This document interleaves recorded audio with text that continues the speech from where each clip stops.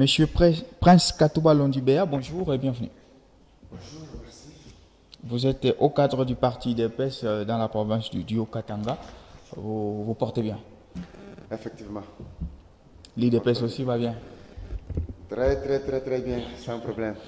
Alors, on va parler justement de cette actualité où les délégations du Rwanda et de la RDC sont actuellement à Washington justement pour cet avant-projet pour les rétablissements de la paix en l'Est de la République démocratique du Congo. Il y a également des négociations à Nairobi, négociations à Luanda, négociations à Doha, justement, et puis on va descendre jusqu'à parler sur le plan interne avec tout ce qui s'y passe. Est-ce que vous êtes toujours optimiste quand vous entendez parler de la question de l'Est de la RDC aujourd'hui en termes de la diplomatie de Félix Tshisekedi? Nous sommes toujours optimistes et nous resterons toujours optimistes et nous demeurerons toujours optimistes parce que nous avons confiance à la politique du président de la République, à la diplomatie, à ses initiatives, parce que c'est quelqu'un qui vient de l'opposition, qui a fait une opposition vraiment farouche, quelqu'un qui maîtrise bien les questions de la République démocratique du Congo. Quelqu'un qui avait déjà, avant qu'il soit président de la République, avait déjà conçu un projet de société et qui avait même proposé même des pistes de solutions pour la question de l'Est. Et vous vous rappelez que au début de cette crise, le président disait que nous n'allons pas aborder la question de l'Est comme avant. Nous allons l'aborder d'une autre manière pour mettre fin définitivement. Donc, nous avons confiance, nous sommes optimistes que non, la paix durable va régner en République démocratique du Congo. Alors, les premiers grands pas, c'était d'abord Luanda, parce qu'à Nairobi, ça incluait un tout petit peu tous les groupes armés, mais Luanda, on avait une particularité de réunir la délégation congolaise et celle du M23, mais il y a eu aussi l'autre grand pas avec Doha qui a réuni Félix Tshisekedi et Paul Kagame, et aujourd'hui on nous parle de Washington, un cap franchi, et d'ailleurs l'IDP s'en félicite puisqu'on tend vers une paix durable. Est-ce que pour vous, vous pensez que Washington c'est un coup décisif de Félix Tshisekedi au Rwanda? Effectivement, vous voyez, quand on était enfant, nos grands-pères nous disaient que lorsque vous vous battez avec quelqu'un qui est le plus fort que vous, ou qui a beaucoup de stratégies que vous, ou qui a des fétiches, vous n'avez pas de fétiches, il faut aller aussi chercher celui qui a des fétiches, le plus grand féticheur comme lui. Vous voyez, aujourd'hui, ce que nous pouvons dire à la population congolaise, c'est que ce qui se passe à Doha, aux États-Unis d'Amérique, sont les prolongements de Luanda. Ah, ok. Voilà, le prolongement de Luanda. Et aussi, Luanda, à une certaine mesure, était aussi le prolongement de Nairobi. Voilà. Parce que le président Lorenzo avait déjà joué son rôle. Il avait déjà placé ce qu'on appelle les sous-bassements. Parce qu'il y a eu un accord qui devrait être signé, mais malgré le Rwanda avait renoncé à ça. Mais du moins, je félicite Luanda parce que les deux parties s'étaient mis d'accord pour démarteler les FDLR. Voilà. Donc, c'est déjà un pas.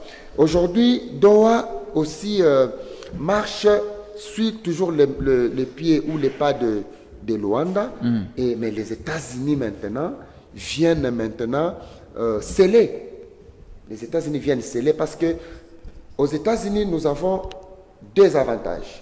Le premier, parce que nous signons l'accord direct entre nous et les États-Unis, nous et les États-Unis sur la paix, mais aussi nous allons signer un autre accord avec le Rwanda. Vous voyez, pour éviter de nous faire la guerre. Et vous allez vous rappeler au président, le mot du président de la République. Le président de la République disait: j'aime discuter avec Paul Kagame avant d'accepter toutes sortes de négociations. Mais moi et Kagame, nous devons nous mettre, je dois poser la question à Kagame et Kagame doit nous répondre, doit me dire pourquoi il nous fait la guerre. Aujourd'hui, les gens peuvent dire: oh non, il avait refusé de négocier, de parler, mais pourquoi il le fait? Non, mais il a atteint son objectif. L'objectif premier était de discuter avec Paul Kagame. Mais en Doha, ils ont discuté avec Kagame. J'espère que les questions fondamentales ont été posées à Paul Kagame et il a eu les réponses. Voilà pourquoi vous voyez la suite est qu'il y a une délégation congolaise, il y a une délégation de... Donc le M23, l'AFC, c'est le Rwanda. Parce qu'avant de parler avec l'AFC et M23, le président a commencé à parler avec Paul Kagame. Et c'est qui prouve que c'est une délégation rwandaise que nous appelons aujourd'hui AFC et M23. Merci. Monsieur Mbouima Kolo Patrick, qui est donc visionnaire de l'ONG Cri d'alarme Sauvons le Congo, est avec nous. Bonjour et bienvenue aussi. Merci, bonjour. Je suis content, je salue les co-débatteurs en face de moi. Ça a pris quand même un temps, hein, avec notre déplacement, on n'était pas sur place. Alors, voilà, nous sommes en plein dans le débat. Tout à fait. Alors, on parle justement de ces fronts qui sont d'ailleurs là en termes de diplomatie. Il y a Nairobi, il y a Luanda, il y a Doha, il y a Washington. Et selon justement quelques tenants du pouvoir, ils s'estiment fiers de voir que Washington s'est impliqué justement pour le rétablissement de la paix. Est-ce que vous pensez que c'est un coup KO que Félix Tshisekedi a donné à ses détracteurs? Oui, vraiment, je peux d'entrée de jeu dire que Félix Tshisekedi a joué la bonne carte. Parce que tout le monde aime marcher avec la grande puissance. Et nous savons qu'à un certain moment, les Rwanda et d'autres pays comme l'Ouganda ont été pratiquement les commissionnaires des États-Unis. Et tous les autres qui sont au Qatar et consorts. Donc, c'est les jeux de la puissance. C'est les jeux de la puissance qui s'est joué. Mais à chaque étape, on change les joueurs, on change les rôles des joueurs, ainsi de suite. Et pour l'instant, là, ça joue très mal contre le Rwanda et ses supplétifs qui sont M23, Kabila et tous les autres qu'on peut citer. Bon, en fait, M23, bon, en fait, M23 et les supplétifs, et tous les supplétifs, parce que vous ne voulez pas qu'on cite les noms des l'AFC. Mais il y a une longue liste qui est en train de circuler sur les réseaux sociaux où on cite même les gens que vous refusez que je puisse citer. Bon, n'en déplaise. Mais voilà, les supplétifs sont dans les mauvais draps et leurs commanditaires. Donc, c'est pour vous dire que Félix Tshisekedi maintenant joue grand jeu. Et il a sorti son jeu. Et il ne s'est pas éloigné de tout ce qu'il faisait comme promesse. Parce que même dans ses déclarations, il promettait qu'il n'allait pas normalement se mettre autour d'une table avec une table de discussion avec les pantins. Alors jusque-là, les pantins se retrouvent toujours hors périmètre. Donc ils ne sont jamais été jusque-là en face de... Donc le discours de Tshisekedi tient jusqu'aujourd'hui. Donc vraiment, sur le plan de la communication, sur le plan de la diplomatie, et les tactiques utilisées jusque-là, ça paye bien pour Félix Antoine Tshisekedi. Alors, Monsieur Prince Katouba, c'est un camp qui gagne. D'accord. Bon, c'est encore les négociations justement. Ouais, Monsieur Prince Katouba Londi. Alors, pas les détracteurs, mais il y a quand même une certaine opinion qui pense que les assises de Washington, ça consacrerait en fait les bradages des minéraux. Est-ce que vous êtes en train d'hypothéquer les minéraux au profit peut-être de la survie de quelque chose? Je ne pense pas, parce que le président de la République, il totalise maintenant 6 ans à la tête de ce pays. Il est entouré par les grands juristes, les constitutionnalistes. Et avant d'apposer sa signature sur n'importe quel document, je pense qu'il interroge d'abord la Constitution et les lois de la République. Je pense que si vous lisez l'article 213 de notre Constitution, cet article donne la possibilité au président de la République de négocier et certifier certains accords internationaux. On parle même des accords des accords de paix, de finances et d'autres choses. Et je ne pense pas que le président de la République, c'est lui qui a pris les slogans, qui a mis au centre de ses actions l'intérêt des Congolais et l'amour du Congo, peut aller hypothéquer les minéraux de la République démocratique du Congo. Par contre, les actions que mène Félix-Antoine Tshisekedi Tshilombo sont des actions qui rachètent une partie de la République démocratique du Congo. Donc, qui était déjà vendu, il vient maintenant racheter. Il veut récupérer ce qui était déjà vendu. Non, parce que quand les Américains arrivent, c'est justement aussi pour leurs intérêts. Ils ne viennent pas comme les enfants du cœur. Mais si Tshisekedi avait besoin de l'argent, oui, il a besoin de l'argent parce qu'il est là, il est payé par la population congolaise. Mais s'il voulait, il voulait se faire beaucoup plus d'argent, il voulait accepter les deals que Kagame lui aurait proposé dès le début. De fermer les yeux, laisser l'affaire de l'Est évoluer comme ça. Lui va commencer à gagner avec certaines autorités, les responsables de certaines institutions de la République. Mais il a refusé. Donc il a voulu lutter pour que les minéraux de l'Est, les minéraux de la République démocratique du Congo bénéficient à la population congolaise. Mais une autre question m'arrive à l'esprit. Oui. Nous avons fait 30 ans. On parle tous ces jours ici que non, Robaya, c'est les berceaux, c'est les berceaux. Rapidement, oui. Donc, mais le minerai là, depuis 30 ans, ne bénéficiait pas à la population congolaise. Mais si aujourd'hui, en tant que garant de la nation, président de la République, il dit, au lieu que nous puissions perdre, manquer même 1% par rapport à l'exploitation de ces minéraux, mais le Congo a un besoin primordial qui est la paix. Et lorsque nous avons la paix, la partie Est sera développée, nous aurons des infrastructures, il y aura des emplois, on va engager la population congolaise.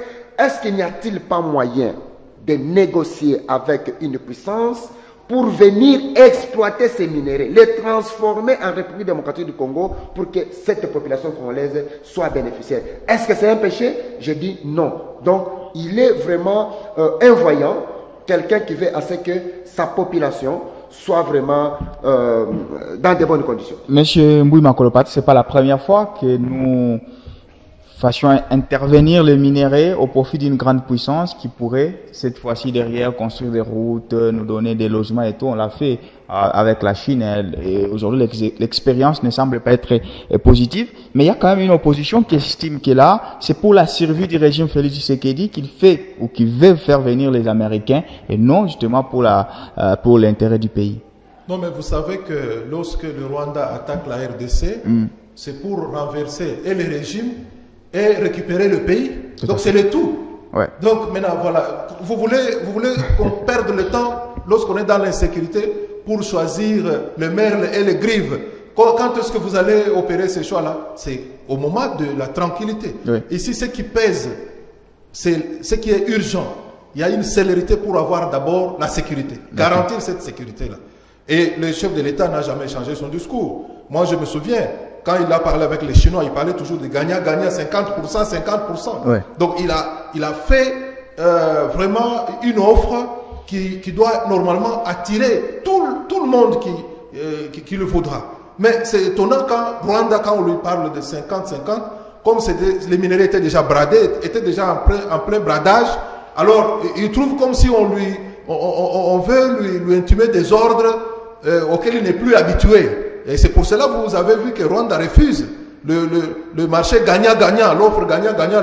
Rwanda ne veut pas ça. Okay. Rwanda veut prendre comme il veut parce que Rwanda gérait déjà ce pays avec les dirigeants passés. Donc ils étaient comme ça, comme des hommes de paille. Et Rwanda gérait ce pays parce que moi, personnellement, j'ai entendu Paul Kagame dire qu'il connaît les dirigeants de la RDC qui étaient au pouvoir à l'époque. Il connaît du chevet jusqu'au pied.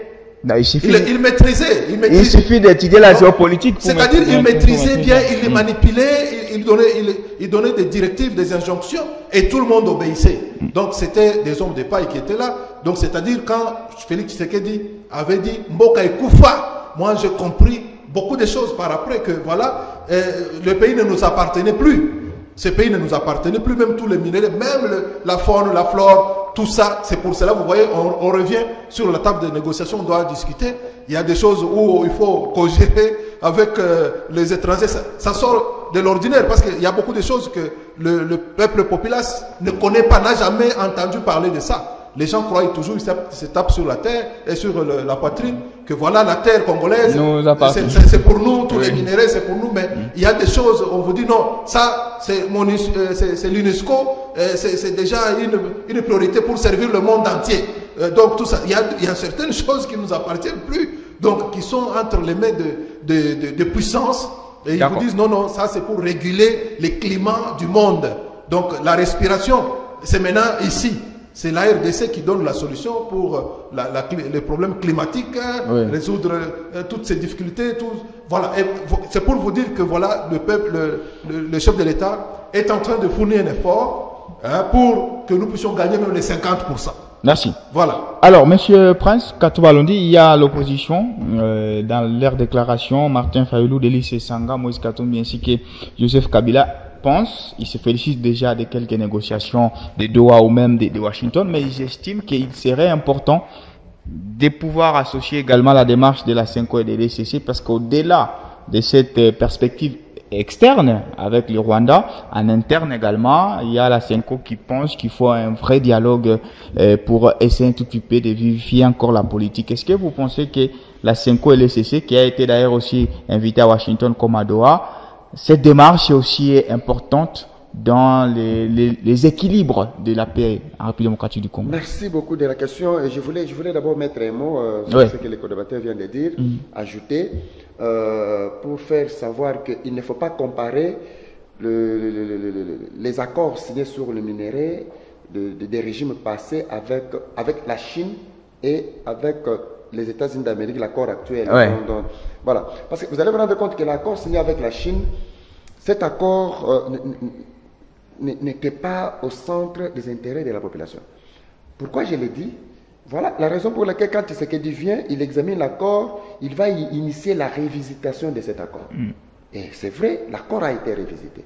On ne peut pas révisiter quelque chose vous comprenez? Donc, l'accord était mal signé. Il est venu, il a lutté, il a essayé, on a ramené quand même. Mais dans les intentions, ça incluait toujours les routes, les logements et tout. Mais on n'a jamais fait ça. On n'a jamais fait ça. Mais on en a besoin. Même pas un kilomètre. Tout à fait. On en a besoin. Mais nous avons besoin d'un partenaire sincère qui vient nous faciliter la tâche pour que le pays se développe, mais aussi que ces minéraux-là soient transformés en République démocratique du Congo. Voilà pourquoi nous avons fait le choix pour les Américains. Vous avez posé la question concernant la CENCO. La CENCO n'a pas été invitée. Là, nous devons être clairs. Ni à Washington, ni en Doha. La CENCO n'a jamais été invitée. Moi, j'ai suivi M. Boulos. La CENCO a sollicité l'audience. M. Boulos se dit non. Nous, les États-Unis d'Amérique, nous ne pouvons pas discuter avec vous. Vous n'êtes pas une institution. L'Amérique ne peut pas discuter avec la CENCO. Parce que ici, c'est un État laïque. Lorsque les Américains commettraient cette erreur de discuter avec l'Église catholique et l'ECC, mais les autres confessions religieuses. Vous comprenez? Donc, la CENCO, l'ECC n'ont jamais été invités. Ils sont en train de mettre en place les plans machiavéliques de Paul Kagame et les ennemis de la République démocratique du Congo. Attention, on est à la télé. Non, mais on est à la télé. C'est un plan machiavélique. Attention, en fait, les évêques voudraient... Non, je vous dis combien de Congolais sont morts. Officiellement, les évêques voudraient que d'autres évêques d'autres pays compatissent avec nous, mais nos évêques à nous vont aller soutenir les plans de Paul Kagame. Comment ça? Vous comprenez? Mais je vous dis la vérité. Rapidement, comme c'est le cas. Ils soutiennent les plans de Paul Kagame parce qu'ils sont contre la signature de l'accord. Ils ont mené ce qu'on appelle le lobbying aux États-Unis. Ils ont dépensé pour que les Américains... Mais Dieu est avec nous. L'Amérique accepte de signer cet accord avec nous. Vous comprenez? Donc, le dialogue, oui. On ne peut pas refuser les dialogues parce que nous sommes Congolais. Nous devons toujours nous parler entre nous. Mais bientôt là, le président avait organisé, à travers son conseil spécial en matière de sécurité, les concertations. Et tout Congolais soucié de la République démocratique du Congo, c'est lui qui voulait contribuer, amener une pierre, a pris part à ces concertations-là. Non, ce n'est pas aujourd'hui, on termine les concertations aujourd'hui, demain on organise les dialogues. Non, mais quand est-ce qu'on organise les dialogues dans un pays? Mais lorsqu'il y a une crise institutionnelle. Est-ce que nous avons une crise institutionnelle en République démocratique du Congo? Moi, je dis non. Mais les dialogues, là, moi, je laisse la première au président de la République, qui est souverain, qui est le garant. S'il juge nécessaire que non, voilà, aujourd'hui, je paye le moment opportun. Le moment n'est pas opportun. Au moment opportun, je pense même en 2027, vers le mois de mai, là, on peut organiser les dialogues. Monsieur Mboui Makolo Patrick, donc aujourd'hui, la démarche de la CENCO qui voulait d'abord un dialogue interne avec les forces vives de la République démocratique du Congo pour la paix et en externe, voir comment assainir avec le Rwanda et d'autres partenaires régionaux. Cette démarche-là, elle est tombée carrément caduque aujourd'hui. Vous savez, avant de répondre à votre question, je dois dire que qui croyait prendre a été pris. Okay. Il y a parmi les Congolais une très mauvaise qualité de Congolais, entre autres ces gens que vous appelez abusivement évêques, Cardinaux ou Ordinaux, je ne sais pas quoi. Donc, ce sont des hommes très dangereux, même s'ils sont en soutane, il faut bien les surveiller. Parce que ces hommes-là, ils jouent un jeu contre la République.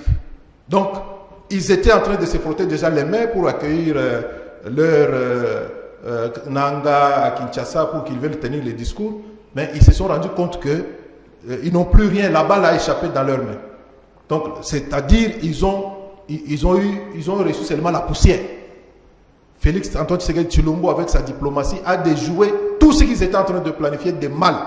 Dans leur mallette, là, vous voyez, ils ont la facilité de circuler le monde entier. C'est de l'argent de Kagame. Non, les billets. Non, on va éviter. Ça, c'est la vérité. On va éviter s'il vous plaît. On va éviter les affirmations gratuites. Tout était déjà fait. Alors ils ont vu que non.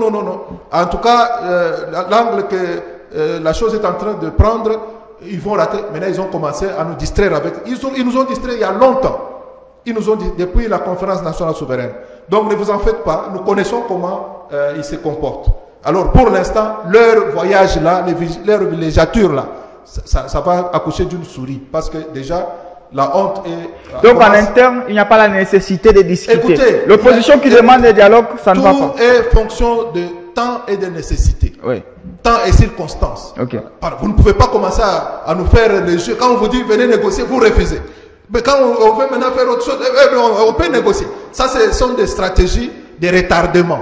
Nous connaissons déjà leur jeu, malgré leur soutane là. Moi, je pense que prochainement, on va leur demander d'enlever leur soutane là. Ça ne sert à rien. Parce qu'ils sont en train de jouer à l'hypocrisie. Donc, voilà, ces hommes-là ont échoué leur jeu et leur planification, c'est dans l'eau. Parce que Kagame constate que l'argent qu'il a perdu, ça ne va plus rien donner. Parce que maintenant, on traite avec la grande puissance. C'est tout. Ils étaient en train de faire ce qu'on appelle la commission. Donc, Washington, la commission. Pour vous, Washington garantit directement la paix? Maintenant, écoute, c'est une très bonne question ce que vous posez. Peut-être vous pensez prendre les choses à la légère. Je ne vous dis pas, au stade où nous sommes, que toutes les garanties sont déjà bien étalées. Non. C'était de bonnes guerres. Parce que les États-Unis ne voudra pas louper aussi cette occasion. Il y a la Chine qui est déjà bien implantée. La Chine qui est là déjà, mais la Chine est dans un mauvais angle parce que la Chine nous a trompés avec les histoires de vous savez, de la qualité de usage unique là. Donc la Chine s'est beaucoup joué de nous. Rapidement. Et nous a trouvé comme les hommes dupes là. Vous savez, c'est que la Chine prend ici combien de niveaux de gratte-ciel ils sont en train de construire là chez eux. Est-ce qu'ils ont déjà osé un jour construire des gratte-ciel ici en RDC? Merci. Même pas l'étage de 50 niveaux. Vous voyez? Donc la Chine est méchante. La Chine est méchante, donc c'est un partenaire qu'il faut aussi contrôler et savoir jouer à distance. Mais je sais que les États-Unis sont quand même respectueux des accords et les choses qu'ils font souvent, c'est du solide.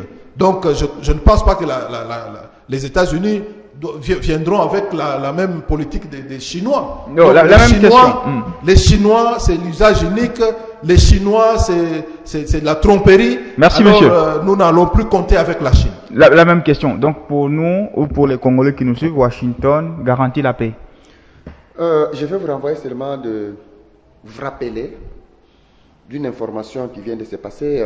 Trump qui venait de quelque part. Il y a une journaliste angolaise, je pense. Oui, qui lui pose la question. Il a dit, je vous amène une bonne nouvelle. La paix en République démocratique du Congo et au Rwanda.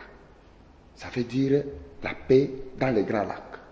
Donc, lui, c'est un président des États-Unis d'Amérique. quand il prononce quelque chose, nous osons croire que il va respecter ce qu'il a dit. Et au niveau qu'a atteint aujourd'hui les négociations entre le Congo et les États-Unis d'Amérique, nous pensons que vraiment c'est une paix durable. Et même vous avez suivi l'évaluation des 100 jours de Donald Trump, le secrétaire d'État Marco Rubio, oui. Quand il rapporte ce qu'il a fait en tant que ministre des Affaires étrangères, il s'est tapé la poitrine par rapport à la question de la République démocratique du Congo et du Rwanda. Donc, au-delà de ça, également, vous savez que les États-Unis, il y a une guerre commerciale, nucléaire et numérique entre les États-Unis d'Amérique avec la Chine, la Russie et d'autres puissances.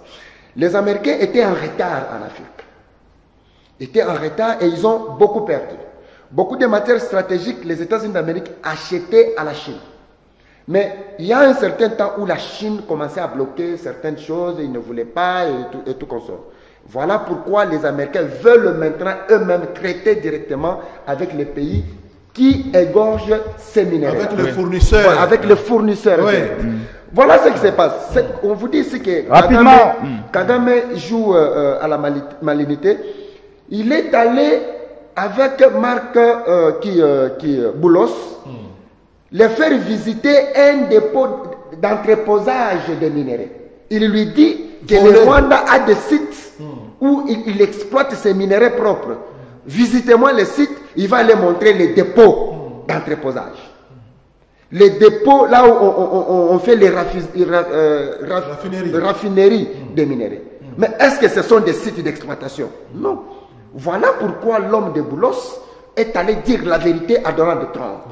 Que non, la guerre qui se passe à l'Est, c'est une guerre économique. C'est une guerre économique. Donc, nous osons croire, tel que le collaborateur vient de dire, on ne peut pas dire ici que nous avons toutes les garanties. Mais par rapport à la crédibilité des États-Unis d'Amérique, donc nous, Congolais, nous osons croire que non, l'accord sera bientôt signé et la paix durable va régner en République démocratique du Congo. Alors, justement, pour la question de l'Est de la République démocratique du Congo, l'ancien président Joseph Kabila est accusé justement de haute trahison. Et d'ailleurs, le président du Sénat, Jean-Michel Sama-Lukonde, a estimé qu'il a reçu la doléance de juge demandant la levée des immunités. Il dit que ça sera traité au moment opportun. Alors, c'est quand même des secousses dans la classe politique congolaise. Pensez-vous que notre classe politique était là assez mature pour encaisser ces coups, pas directement, mais de juger quand même un ancien président? Lorsque vous parlez de la classe politique, il y a l'opposition. Ouais. Et il y a ceux qui sont au pouvoir. On appelle la majorité. La majorité, oui. Alors, quand vous parlez de la classe politique, il faut bien... Moi, je dis de la classe politique de manière générale. Non, ouais. Écoutez, parce qu'il y a deux tendances dedans. Ouais. Parce que là, on accuse quand même un ancien président, là. C'est quand même un cas particulier. Un ancien président, ce n'est pas un dieu. Tout à fait, oui. Le tout-puissant qui règne au ciel. Non. Un ancien président, c'est un Congolais. S'il l'est en réalité, d'abord, parce qu'il y a encore des débats sur tout ça. Donc, comprenez. Donc, ici, si j'ai bien suivi les débats, le ministre en charge de la justice, Constant Mutamba, a parlé du sénateur Avi. Il n'a pas parlé du président, l'ancien président. Donc, c'est pour vous dire que l'affaire a été bien analysée avant de la faire porter en justice. Donc ce n'est pas du simulacre comme les gens pensent. Donc l'homme est en train d'être traîné à la barre. Donc même vous parlez, mais je vous dis, l'homme est en train vous mettez les gants. C'est pourquoi je dis, est-ce que nous sommes prêts à aller dans cette aventure, je comprends votre question. Oui. Je sais que la plaie est encore n'a pas encore séché. Hein. Oui. Ce n'est pas très facile de prendre parce que c'est une sensibilité. Oui. Pour un camp, on va dire, mais c'est le Dieu tout-puissant, le Dieu le Père.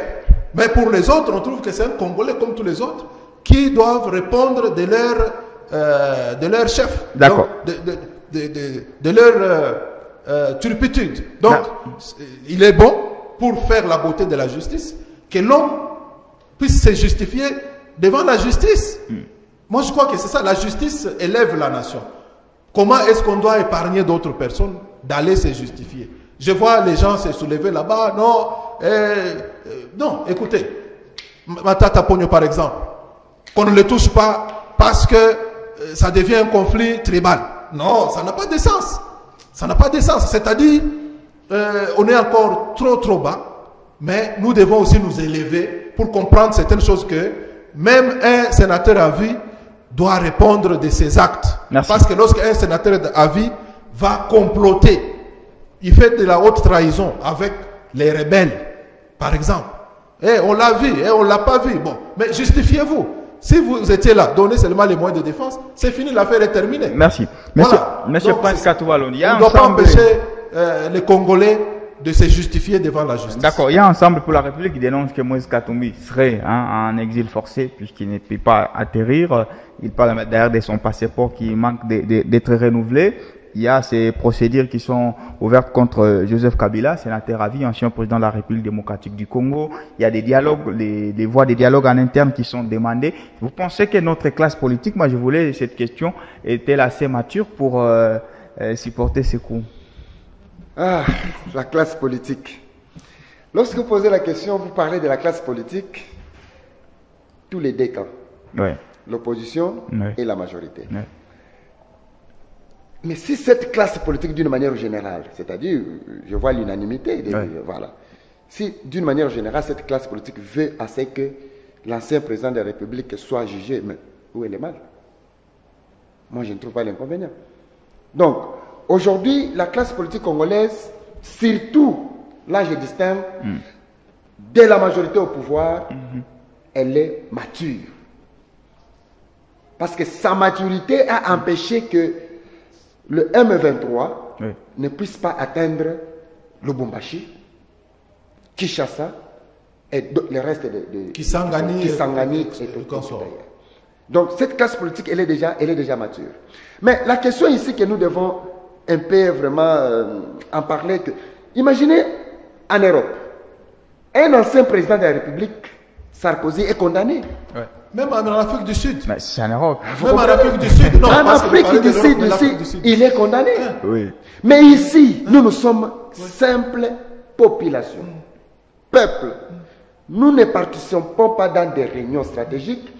On ne fait pas des enquêtes judiciaires. Mais un ministre d'État de la justice qui dit que l'ancien président de la République aurait, moi je dis, lui n'a pas dit aurait.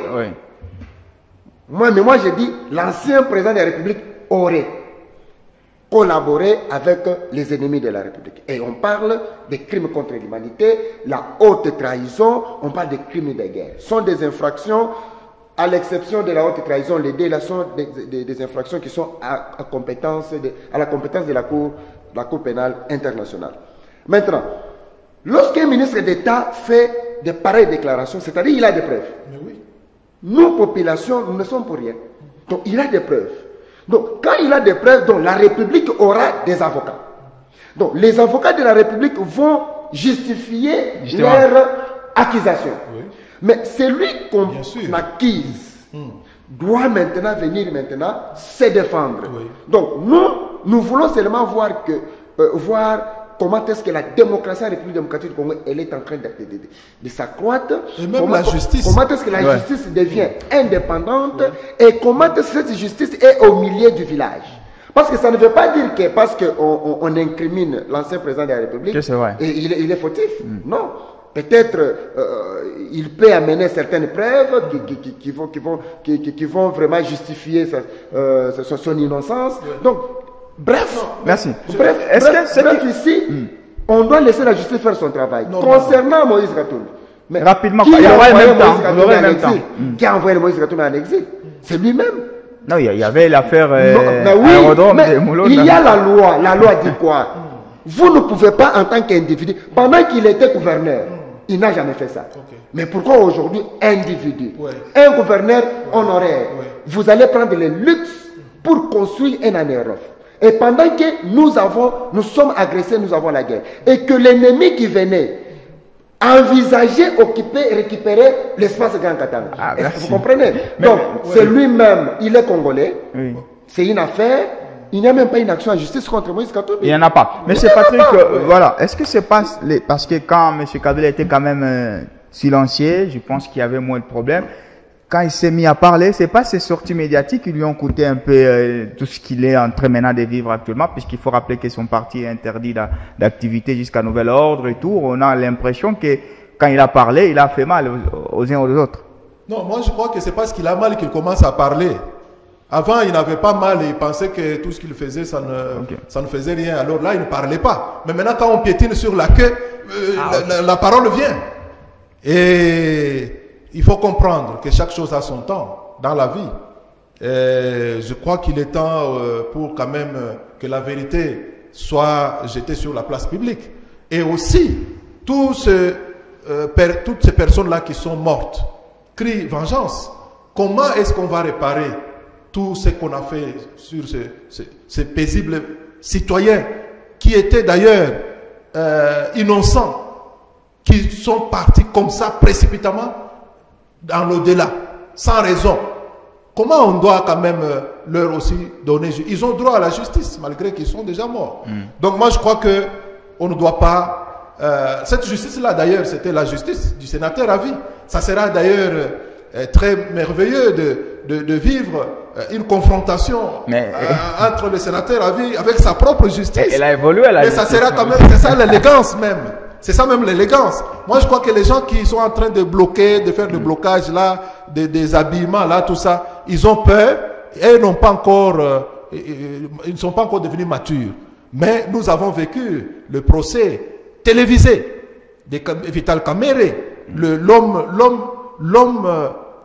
de confiance du chef de l'État. On n'a jamais connu ça. C'est pour vous dire que la majorité au pouvoir a déjà est mature, est déjà devenu mature, a de la maturité déjà. Kabound condamné. Mais c'est ça, Kabound, l'enfant maison, condamné, il a purgé sa peine.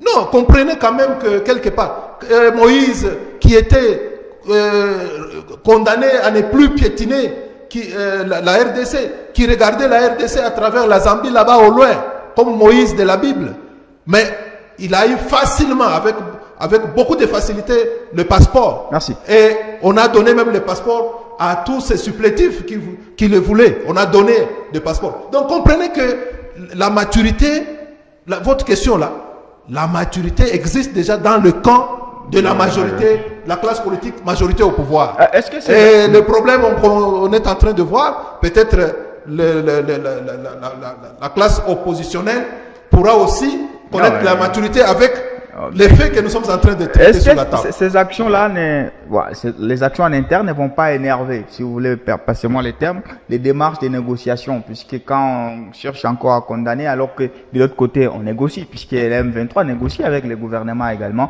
ça ne va pas un tout petit peu mettre des surenchères encore. On doit répondre au coup par coup. Oui. C'est ce qu'on est en train de faire. Je ne réponds pas comme juriste. Oui. Je réponds comme diplomate politicien qui veut négocier avec quelqu'un qui est en face de lui. Okay. Donc, moi je pense que la République a voulu chercher les moyens de pression. Ah ouais. Vous comprenez? Je pense. Lorsque vous êtes en face de quelqu'un qui vous dit, parce que j'occupe telle ville, je vais réclamer telle chose. Voilà. Alors que la République, elle veut protéger cette population qui est prise en otage. Qu'est-ce que la République aussi peut faire de son côté pour diminuer cette pression-là, cette radicalité de l'autre côté? Mais la République doit chercher les moyens. Les moyens, pour le moment, c'est quoi pour Corneille Nangaa? Les moyens, pour le moment, pour Corneille Nangaa doit être arrêté. Parce qu'il a été condamné. Et d'être condamné à mort. Tout à fait. Donc il doit être arrêté. Donc la République est dans sa diplomatie, solliciter les pays voisins, signer certains accords pour que Nangaa soit arrêté et extradé au Congo. Vous comprenez? Mais lorsque Nangaa va négocier maintenant avec la République, Nangaa va dire que non, s'il vous plaît, je ne veux pas que je sois arrêté, je sois comme ça, abandonner les poursuites ou les arrestations. Et, bon, nous abandonnons, vous là-bas, vous allez faire quoi? Vous voyez? Donc nous sommes dans un stade des muscles.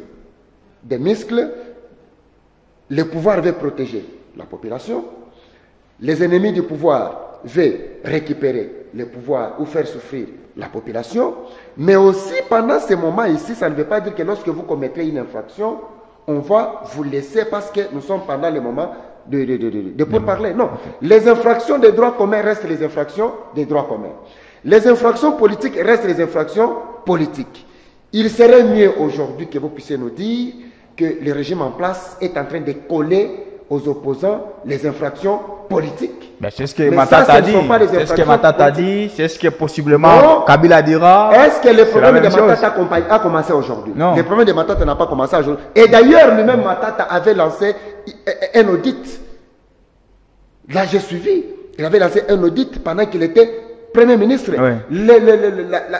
Les conclusions de ces audits-là n'ont pas été rendues publiques. Ce sont les inspecteurs des finances aujourd'hui qui ont rendu publiques les conclusions, qui marchent de pair avec les conclusions de ces inspecteurs-là. Voilà, vous comprenez? Donc, ça veut tout simplement dire que on n'est pas pour Joseph Kabila, ou Moïse Katumbi, ou contre eux. Mais nous voulons seulement que, Congolais qu'ils sont, qu'ils prennent conscience que nous devons tous défendre la République. La République ici a beaucoup fait pour eux. Donc nous devons défendre la République. Nous devons dire non aux ennemis de la République. Mais aussi, nous ne pouvons pas dire que parce que nous sommes anciens présidents de la République, nous sommes anciens gouverneurs, nous ne pouvons pas être poursuivis. D'accord, merci. Pour qu'on ne soit pas poursuivis, on doit marcher dans la crainte de la loi. Voilà pourquoi j'ai félicité Samuel Konde. Dans le respect. Dans le respect de la loi. Oui. Samuel Konde qui dit, j'ai reçu la lettre, au moment opportun, nous allons ça. Oui. Donc c'est ça le temple de la démocratie. Qu'on laisse les sénateurs, qu'on laisse les députés discuter sur la question, et eux-mêmes vont lever option. S'ils veulent protéger Matata Ampogno, les députés vont voter non. S'ils veulent protéger Joseph Kabila, ils vont voter également non. Merci. Que débloquer pour que la population, aujourd'hui, Kamere ne peut pas faire les pieds à Kinshasa. Merci. Monsieur Patrick, est-ce qu'au nom de la paix, est-ce que M. Félix Tshisekedi aussi n'est-il pas en train d'utiliser la justice pour fermer les bouches de certaines personnes? Non, votre question est très difficile. Au nom de la paix, Félix Tshisekedi est en train d'utiliser la justice. Oui, parce que là, agression, il suffit juste d'associer un nom au M23. Si aujourd'hui j'associe Martin Fayulu au M23, directement il est vilipendé. Mais écoutez, c'est la justice qui élève la nation. C'est la justice qui élève la nation. Okay. Tout le monde ici a besoin qu'on puisse lui rendre justice. Tout à fait. Mais, comment, quand on touche à la justice, vous commencez à... C'est-à-dire qu'il s'en sent morvé ses mouches. Mais c'est la justice qui doit tout donner la solution. Qui doit agir pour la réparation. L'opposition n'inspire pas confiance, cette justice-là. Mais alors c'est quelle justice qui va inspirer confiance?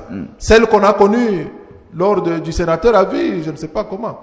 Non, moi je ne pense pas. Parce que la façon dont la justice était rendue, selon la tête de la personne, la justice rendue selon le camp de la présidence et tout ça. Non.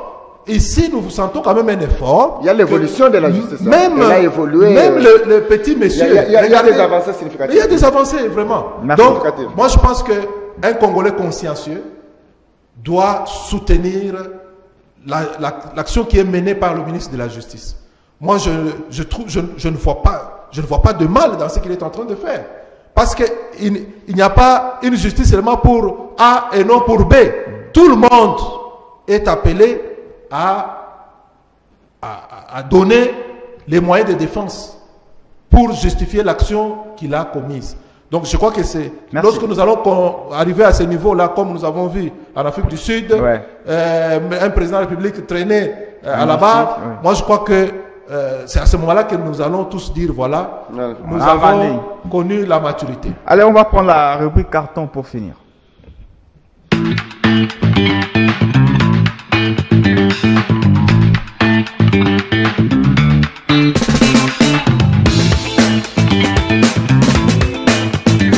Allez, Monsieur Prince Katouba Londibia, je rappelle que vous êtes au cadre du parti IDPS dans le Haut-Katanga. Quel est votre carton et vous l'adressez à qui? Le carton vert. Ok. J'adresse à 4 personnalités. au président de la République pour ses stratégies diplomatiques qui nous aspirent aujourd'hui à la paix, à la première ministre Souminois pour avoir rehaussé les soldes ou les salaires des militaires. Aujourd'hui, les militaires commencent quand même à changer les langages. Ouais. Troisièmement, au gouverneur de la province, Jacques Kaboula Katoué, pour sa politique interne dans la construction des infrastructures. Arrivé chez moi à Machipicha, vous allez voir l'avenue Upemba qui devient un boulevard. Donc, j'ai une qualité, je peux dire de la dernière qualité de la construction de la route. Okay. Troisième personnalité, quatrième personnalité, c'est le vice-gouverneur Martin Kazembe. Pourquoi je lui donne les cartons verts? Parce que il vient de poser une action au sein du parti que personne n'a jamais posée. Aujourd'hui, à partir de ce dimanche, l'UDPS aura une permanence à elle propre dans la cité de Kasenga. On parle de la ville ou bien cité Kasenga? Territoire. Territoire de Kasenga. Donc on va vraiment inaugurer ça. La délégation de Kinshasa est déjà arrivée. On va inaugurer ça le dimanche avec les documents qu'il va remettre au parti. Que les autres cadres du parti de l'UDP qui ont bénéficié du parti n'ont jamais fait. Voilà les cartons. Merci. Monsieur Mouima Kolo Patrick, visionnaire de l'ONG Cri d'alarme, Sauvons le Congo. Merci d'être là et votre carton. Merci. Bon, en fait, pour ne pas revenir sur ce qu'il a dit, je peux carrément prendre le carton jaune.